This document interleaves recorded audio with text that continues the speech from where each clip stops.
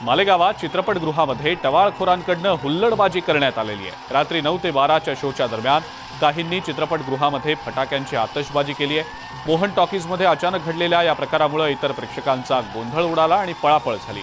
या हुल्लडबाजीचा video social मीडियावर viral झाला आहे। बुलढाण्यात फटाक्यांमुळे कपडा मार्केटला आग लागल्याची घटना घडलेली होती। या आगीमुळे वित्तहानी मोठ्या प्रमाणावर झालेली आहे। व्यापाऱ्यांनी दुकानातला माल वाचवण्याचा प्रयत्न केलाय। 80 ते 90 लाखांच्या वर नुकसान झाल्याचा अंदाज आहे। सोलापुरातल्या बार्शी शहरातल्या शिवाजीनगरमध्ये हॉटेल राजवाड्याला भीषण आग लागली आहे। या आगीमध्ये हॉटेलचं लाखोंचं नुकसान झालंय। यामध्ये जीवितहानी झालेली नाही। अग्निशमन दलाच्या जवानांनी शर्थीचे प्रयत्न करत या आगीवर नियंत्रण मिळवलंय। अहमदनगरमध्ये सगळेच जण लक्ष्मी पूजन करण्यामध्ये व्यस्त असताना सावेडी इथल्या खंडोबा मंदिराच्या शेजारच्या घराला आणि गुलमोहर रस्त्यावरच्या एका घराला फटाक्यांमुळे आग लागली आहे। या आगीमध्ये कोणतंही मोठं नुकसान झालेलं नाही। अग्निशमन दलानं तातडीनं येऊन ही आग विझवली आहे। येवल्यातल्या फत्ते बुरुज नाक्यावरच्या पैठणी साड्या आणि कपड्यांच्या शोरूमला भीषण आग लागली। या आगीनं रौद्ररूप धारण केल्यामुळे शोरूमचा वरचा मजला आगीच्या भक्ष्यस्थानी पडला होता। यावेळेला शोरूममधले कर्मचारी आणि ग्राहक वेळीच बाहेर पडल्यामुळे मोठा अनर्थ टळलाय। मात्र या आगीत लाखोंचं नुकसान झालंय। कोल्हापूरमधल्या शाहूवाडी इथं तेल विक्री करणाऱ्या एका दुकानाला आग लागली आहे। दिवाळीच्या निमित्तानं दुकानात मोठ्या संख्येनं तेलाचे डबे होते। रात्रीच्या सुमारास लागलेल्या या आगीनंतर दुकान भस्मसात झालंय। अग्निशमन दलानं आग आटोक्यात आणण्याचा रात्री उशिरापर्यंत प्रयत्न सुरूच ठेवलेला होता। मात्र आगीचं नेमकं कारण अद्याप स्पष्ट झालेलं नाही। नाशिकच्या मेन रोड बाजारपेठेमध्ये दुकानांना भीषण आग लागली होती। एकमेकांना लागून दुकानं असल्यानं एका पाठोपाठ एक दुकानं आगीच्या भक्ष्यस्थानी सापडली। या आगीमध्ये मोठ्या प्रमाणावर वित्तहानी झालेली आहे। नागपुरात फटाक्यांमुळे एकूण 15 ठिकाणी आगीच्या घटना घडल्यात। अग्निशमन दलानं वेळीच या आगींवर नियंत्रण मिळवल्यानं अनर्थ टळला। मुंबई महानगर प्रदेशामध्ये हवेची गुणवत्ता सुधारण्यासाठी मुंबई हायकोर्टानं फटाके वाजवण्यासाठी केवळ रात्री 8 ते 10च्या दरम्यान परवानगी दिलेली होती। मात्र नागरिकांनी सगळे नियम सर्रास धाब्यावर बसवले। मुंबईत 24 तासात तब्बल 150 कोटी रुपयांचे फटाके फुटले।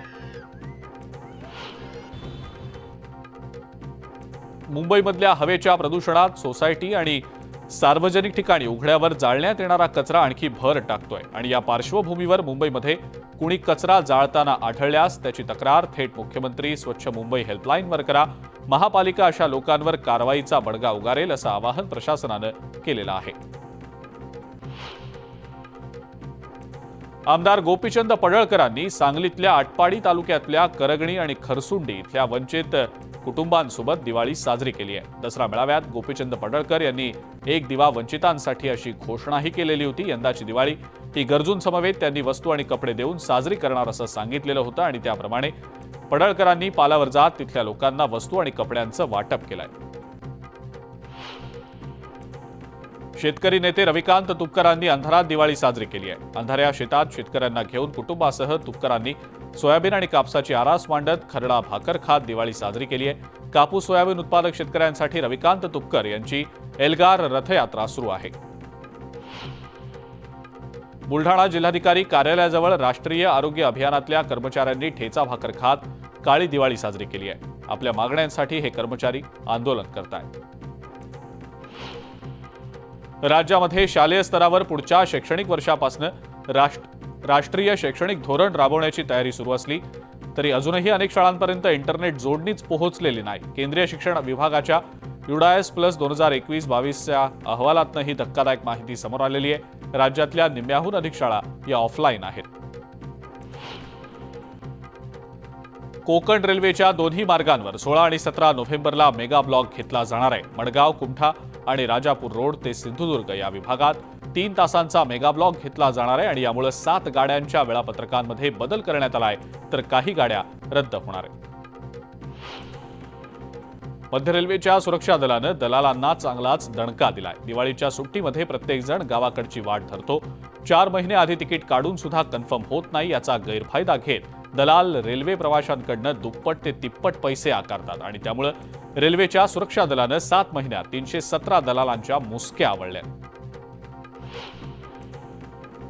राज्यातील 5वी आणि 8वी शिष्यवृत्ती परीक्षेतल्या 32,667 शिष्यवृत्तीधारकांना शिष्यवृत्तीची रक्कम नवीन दरानं वितरित करण्यात आली आहे. यंदा शिष्यवृत्तीसाठी 49,94,50,00,000 रुपये आवश्यक असून राज्य शासनाकडून मिळालेल्या 19 कोटी रुपयांचा निधी शिष्यवृत्तीधारक विद्यार्थ्यांना वितरित करण्यात आला.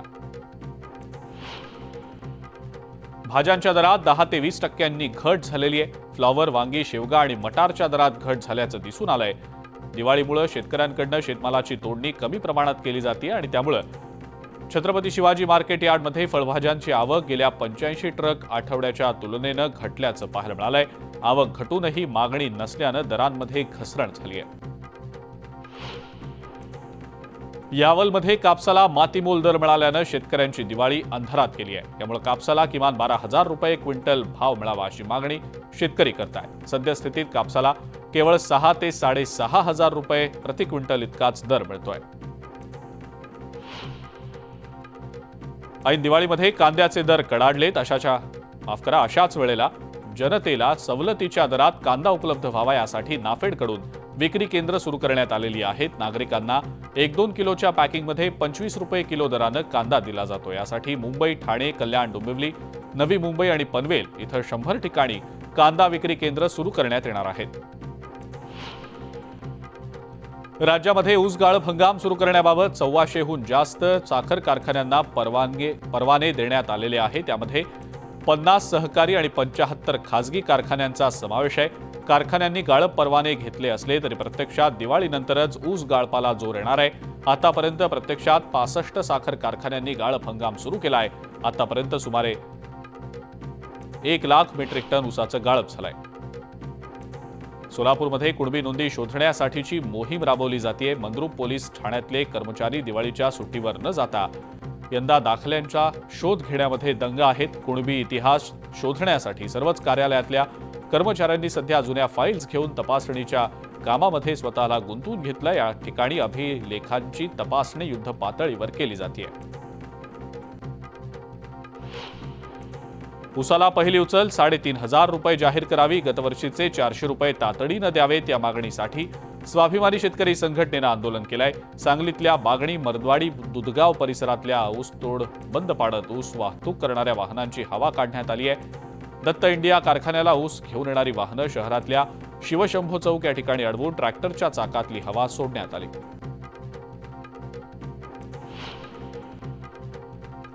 सांगली आणि कोल्हापुरातल्या विविध परिसरांमध्ये महिलांच्या गळ्यातले दागिने हिसकावून पळ काढणाऱ्या गुन्हेगाराच्या मुसक्या आवळण्यात पोलिसांना यश आलंय. या चोरट्याकडनं 3,96,000 रुपये किमतीचे 66 ग्रॅम वजनाचे दागिने आणि एक दुचाकी असा एकूण 4,56,000चा मुद्देमाल जप्त करण्यात आलाय. उत्तम बारड असं ताब्यात घेतलेल्या संशयिताचं नाव आहे.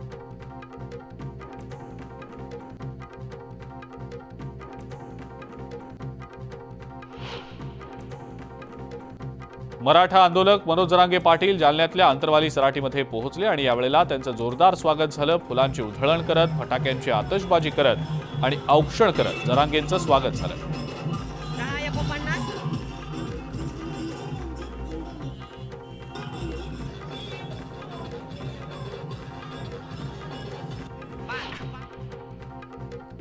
हिंगोलीच्या औंढा नागनाथमधल्या शिरड शहापूर इथं ऐन दिवाळीच्या दिवशी सकल मराठा समाजानं अर्धनग्न आंदोलन केलंय. मनोज जरांगे पाटील मराठा आरक्षणाच्या मागणीसाठी दिवाळी साजरी करणार नसल्यानं त्यांच्या समर्थनार्थ हे आंदोलन करण्यात आलं. यावेळेला 1 मराठा लाख मराठा अशी घोषणाबाजी करत मोठ्या संख्येनं आंदोलकांनी सहभाग घेतला होता. 5 कोटींचं क्रेडिट कार्ड लोन देतो म्हणून तिघांनी 51 लाखांची लुबाडणूक केल्याचा प्रकार बीडच्या अंबाजोगाईत समोर आलाय. या प्रकरणी आरोपींच्या विरोधात गुन्हा दाखल झालाय.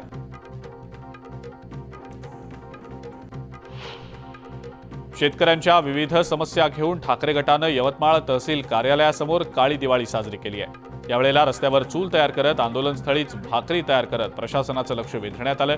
यावेळेला परिसरातले शेतकरी अंगावर काळे फलक लावून सहभागी झाले होते. बारामतीच्या तरडोली इथं दुधाला वाढीव दर मिळावा या मागणीसाठी सागर जाधव हे दूध उत्पादक शेतकरी आमरण उपोषणाला बसले. जाधव यांना पाठिंबा दर्शवण्यासाठी कोऱ्हाळे बुद्रुक परिसरातल्या दूध उत्पादक शेतकऱ्यांनी बाईक रॅली काढली आहे. यवतमाळमधल्या उमरखेडचे भाजप आमदार नामदेव ससाणे यांना पुन्हा एकदा मराठा समाजाच्या रोषाला सामोरं जावं लागलंय. मुडाना इथं आमदार ससाणे भाजप बूथ प्रमुखाकडे गेले असता मराठा समाजातल्या तरुणांनी त्यांना घेराव घातला आणि गावातून जाण्यास भाग पाडलं.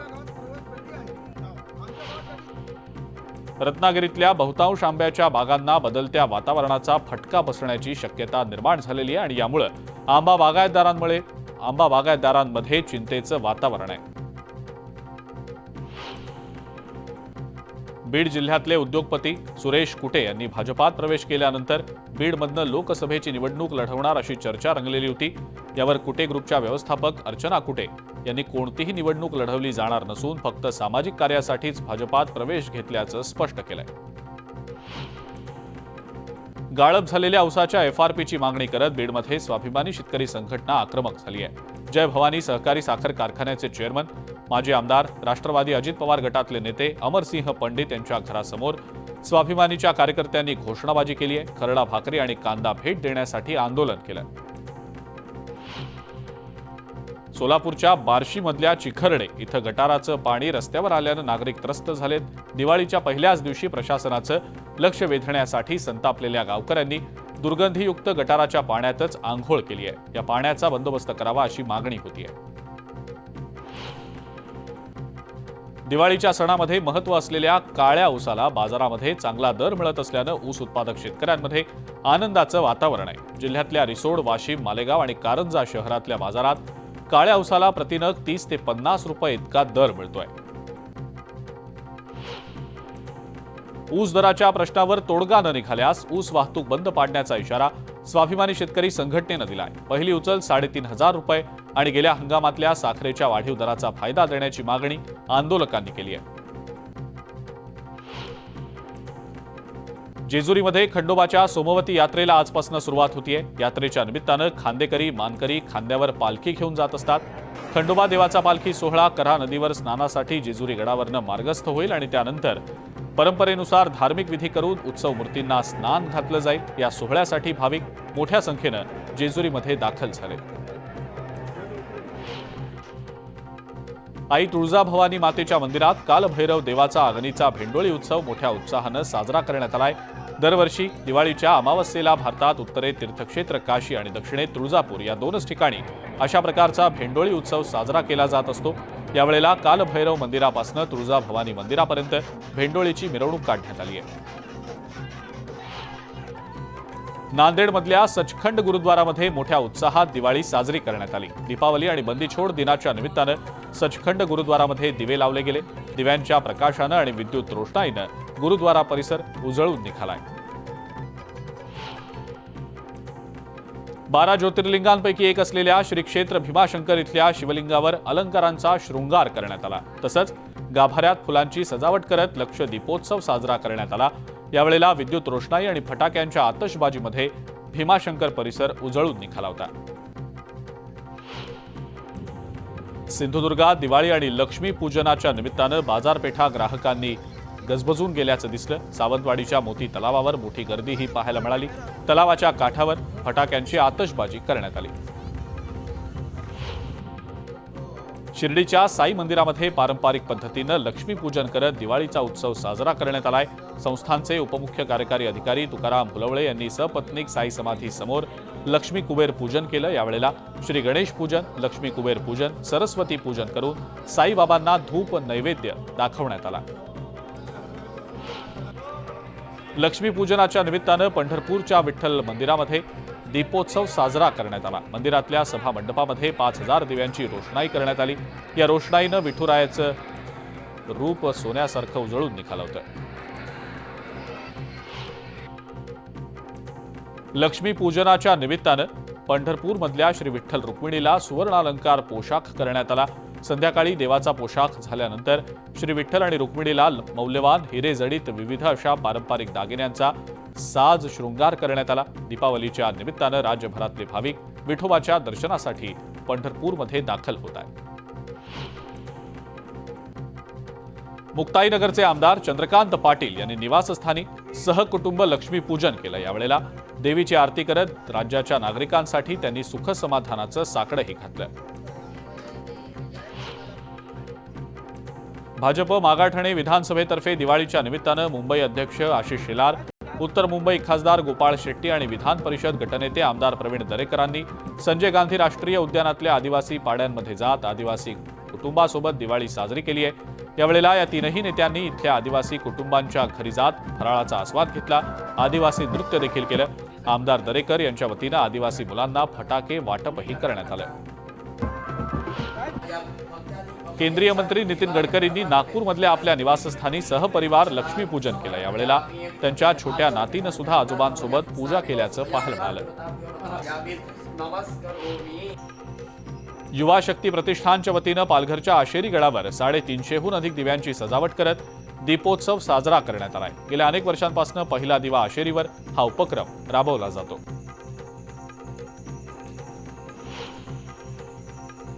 25 मिनिटं 50 बातम्यांमध्ये आता वेळ झाली आहे एका ब्रेकची। बघत रहा न्यूज 18 लोकमत।